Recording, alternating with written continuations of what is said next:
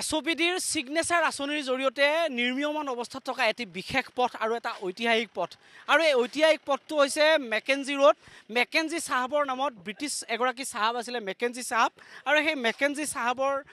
নামেৰে খ্যাত এই মেকেঞ্জি পথটো আচলতে ৰঙা মাটিৰ পৰা সুদূৰ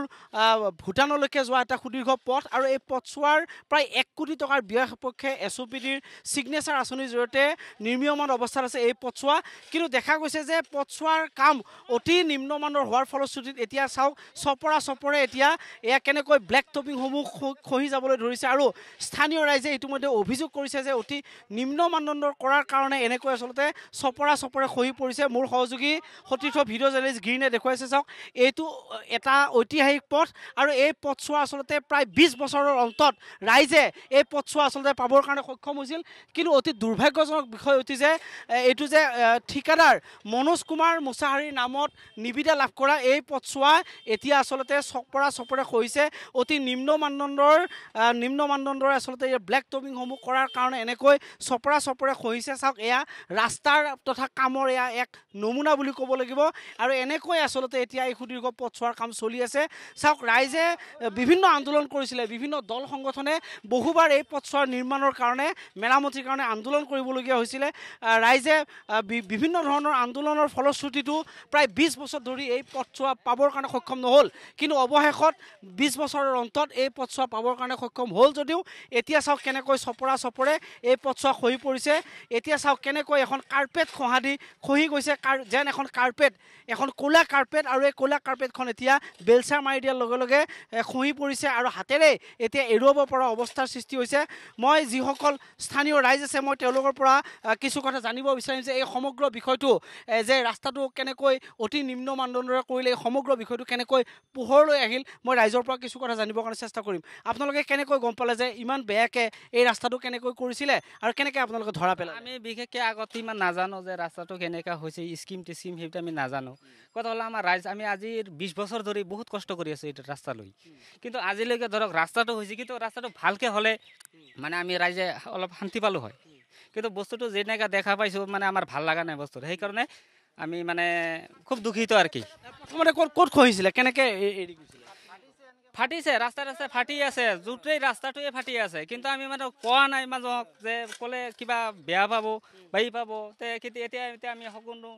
ৰাইজে এতিয়া মিলি কিনে এটা মানে প্ৰচেষ্টা ল'লোঁ যে বস্তুটো আমি চৰকাৰক বুজাব ইচ্ছা কৰিছোঁ মুখ্যমন্ত্ৰী হিমন্ত বিশ্ব শৰ্মা কি ক'ব যিহেতুকে যিবিলাক ঠিকাদাৰ এনেকৈ অতি নিম্ন মানদণ্ডৰ কাম কৰে তেওঁলোকৰ ওপৰত তদন্ত হ'ব লাগে বা ব্লেক লিষ্টেড কৰাৰ কাৰণে তেওঁ কিন্তু হুংকাৰ দি আহিছে হয় আমি সেইটো কাৰণে আপোনালোকক মাতিছোঁ সাংবাদিকৰ মাধ্যমত আমি কৈছোঁ যে কথাটো আমাৰ যেনেকৈ কামৰ স্কিমটো আছে সেনেকৈ কামটো হ'ব লাগে ইমান বাৰক 20 বছৰ ধৰি আমি বহুত যন্ত্ৰণাত ভুগি আছোঁ শগুনবাহী ৰাইজে ইফালৰ পৰা বালিপাৰালৈকে একদম ছয়বাৰীলৈকে এইটো ৰাস্তাত খুব বেয়া অৱস্থা আমি জানো নিজে আমি ইয়াতে সৰুৰ পৰা আমি উপভোগ কৰি আছোঁ ৰাস্তাটো খুব বেয়া কিন্তু আজি ৰাস্তাটো হৈছে কিন্তু আমাৰ মনৰ নিচিনা হোৱা নাই আৰু ৰাস্তাটোৰ বেয়াৰ কাৰণে আমি খুব দুখিত এতিয়া আপোনালোকে পথছোৱা ভালকৈ ইয়াত হেৰি কেনেকৈ মাৰিছে এই শিলবালি ঠিকে দিছেনে নাই এইখিনি বুলি নহয় সব জাগাতে কিছুমান খেলি মেলি হৈ কামগিলা হৈ আছে সব জাগাতে কৰিলে বস্তুটো ই হ'ব লাগে আমাৰ কথা হ'ল সঠিক ইনকুৱাৰী হ'ব লাগে ৰাস্তাটো যেনেকৈ স্কিনত আছে সেনেকৈ হ'ব লাগে আমাৰ প্ৰত্যেকটো ঠাইতে আচলতে চকলে কৈছে চাওক যেনেধৰণে ইয়াত ব্লেক টপিং কৰিব লাগিছিলে সেই ব্লেক টপিং কৰা হোৱা নাই কি ক'ব আপোনালোকৰ ৰাস্তাটো এতিয়া অতি বেয়া হৈ পৰিছে আপোনালোকে নিজে হাতেৰে এৰুৱাই দিবলগীয়া অৱস্থা হৈছে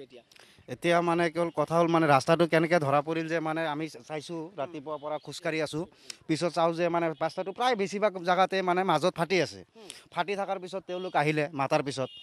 ৰাতিপুৱা আমি কমপ্লেইনটো দিছিলোঁ তেওঁলোকৰ কিছুমান ঠিকাদাৰ বা মহৰী যিয়ে নহওক তো পিছত আহি পেলাই ক'লে যে ঠিক আছে এইবোৰ ৰাস্তাটো আমি হেৰি কৰিম ৰিপেয়াৰিং কৰি দিম পিছত তেওঁলোকে কি কৰিলে চালোঁ যে য'ত ফাটি আছে মানে তেল ঢালি আছে আৰু ৰলিং কৰি আছে বেলেগ একো কৰা নাই মানে মাজত এটা জেগাত অলপমান খান্দি ফালে অলপমান চামথিং মানে জাষ্ট অলপমান পাথৰ দিছে পিছত ইয়াতে আমি চাওঁ যে ইয়াতেতো আৰু বেছি কণ্ডিশ্যনটো বেয়া হৈ আছে তাৰপিছত আমি নিজে বেলচা ইফালে কোৰৰ লগত মাৰাৰ পিছত চাওঁ যে পূৰা মালটো মানে হাৱা হৈ আছে ভিতৰত আৰু হাতৰ লগত টানি দিয়াৰ লগে লগে গোটেইখিনি উখৰি আহি আছে হাৱা লৈছে আৰু তেওঁলোকে কোৱা মতে হাৱা লৈছে কিন্তু এনেকুৱা হাৱা লোৱাটোতো মানে গম পাওঁ হাৱা লয়। কিমান দিন আগতে ব্লেক টপিং কৰিছিলে? এইটো যোৱাকালি ৰাতি কৰিছে, সন্ধিয়া পিছত মানে এৰিয়ে গ'ল আজি। আজিয়ে এৰি গ'ল, যোৱাকালি কৰিছিলে এইটো কামটো। খুব তাৎপৰ্যপূৰ্ণ বিষয় এইটোৱে যে যোৱাকালি আচলতে ইয়াত এদিন পূৰ্বে ইয়াত ব্লেক টপিঙৰ কাম হৈছিলে আৰু তাৰ পাছত কিন্তু এতিয়া চপৰা হৈছে আৰু এইটো সুদীৰ্ঘ পথ। মই পথছোৱাক এবাৰ দেখুৱাবৰ কাৰণে মই চেষ্টা কৰিছোঁ। প্ৰায় 1 কোটি টকা ধাৰ্য কৰা হৈছে, প্ৰায় 18 কিলোমিটাৰ দৈৰ্ঘ্যৰ এইটো পথ আৰু কলাইগাঁৱৰ ঠাকুৰবাৰী মন্দিৰৰ পৰা হাতীগড়লৈকে যোৱা এই সুদীৰ্ঘ পথছোৱাৰ কাম অতি নিম্ন মানদণ্ডৰে কৰাৰ ফলশ্ৰুতিতে এনেকৈ আচলতে চপৰে কৈছে। এতিয়া মূল প্ৰশ্নটো হ'ল যে এতিয়া এনেকৈ আচলতে নিম্ন মানদণ্ডৰে কাম কৰাৰ পিছত বিভাগীয় কৰ্তৃপক্ষ বা ইঞ্জিনিয়াৰসকল আচলতে ক'ত আছে? ই এক কিন্তু ডাঙৰ প্ৰশ্ন, কাৰণ তেওঁলোকে চোৱা চিতা নকৰাকৈ আচলতে এই কামটো এনেকৈ ঠিকাদাৰে নিজৰ ইচ্ছামতে বা নিজৰ মৈমতালিৰে চলাব পাৰিছে নেকি? ই এক কিন্তু ডাঙৰ প্ৰশ্ন। মই আৰু জানিবৰ কাৰণে চেষ্টা কৰিম, ইয়াত বিভাগীয় কোনোবা মানুহক অহা আপোনালোকে দেখিছে নে? নাই, আমি তেনেকুৱা কোনো দেখা নাই। ঠিক আছে, নাহে। য'ত ত'ত ৰাস্তা ফাটা আছে, সিফালে ফাটা আছে। প্ৰথমতে য'ত আগৰ পৰা ষ্টাৰ্ট কাম কৰি আছে তাতো ফটা আছে, তাতে সিহঁতে ৰিপেয়াৰিং কৰিলে। এনেকুৱা কাম কৰিলে কেনেকৈ হ'ব? কাম ভালকৈ হ'ব লাগে, নহ'লে এইটো ঠিকাদাৰ চেঞ্জ কৰিব লাগে আমাৰ। কামটো বেলেগটো গাড়ী অহা যোৱাও নকৰে? নাই, কোনো গাড়ী অহা যোৱা কৰা নাই এতিয়ালৈকে, কোনো ডাম্পাৰ চাম্পাৰ কিবা লোড গাড়ী, সৰু সুৰা লোকেল গাড়ী কিবা চলি আছে, সেইবিলাকে আৰু। সেয়াই আৰু এতিয়া চৰকাৰক কি ক'ব? চৰকাৰে সেইটোৱে ক'ব খুজিছে যে কামটো আমাক ভালকৈ কৰি দিব লাগে আৰু এইটো ঠিকাদাৰ ভালকৈ কৰিব, নহ'লে ভাল চাই বেলেগ এটা ঠিকাদাৰ দি কামটো কৰিব লাগে। ঠিক এইটোৱে চাওক, এয়া কেইজনমান শিশুই এই ৰাস্তাটো এৰুৱাই আছে। চাওক, এটা বাচ্ছাই এই ৰাস্তাটো এৰুৱাব পাৰিছে। এনে কণ্ডিশ্যনত এই কামটো কিন্তু এতিয়া চলাই গৈ আছে।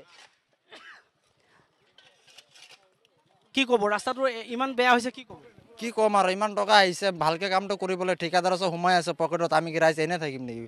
ক'ব লাগিব না কিবা এটা। আজি আহিছোঁ এনেকৈ ফাটা আছে, তেল মাৰি হেৰি কৰি আছে সিহঁতে। এতিয়া আমি অহাৰ পিছত আমাক কৈছে কয় নাইতো একো নহয়, কালি মাৰিছোঁ বুলি আজি মানে হেৰি লোৱা নাই। নিশ্চিতভাৱে এয়াই আচলতে এই মুহূৰ্তৰ এটা নিৰ্মীয়মান অৱস্থাত থকা পথৰ আচলতে নমুনা বুলি ক'ব লাগিব, কামৰ নমুনা। আৰু এনেকৈ আচলতে নিম্ন মানদণ্ডৰে কাম কৰাৰ ফলশ্ৰুতিত এতিয়া পুনৰ 20 বছৰৰ পিছত ৰাইজে হয়তো আকৌ কিছুদিনৰ পিছত জীয়াটো ভুগিব লাগিব। ঠিকাদাৰে হয়তো বিল ওলাই লৈ যাব পাৰিব, কিন্তু কিছুদিনৰ পিছতে ৰাস্তাটোৰ অৱস্থা আকৌ হৈ আগৰ নিচিনাই তথৈবচ হৈ যাব।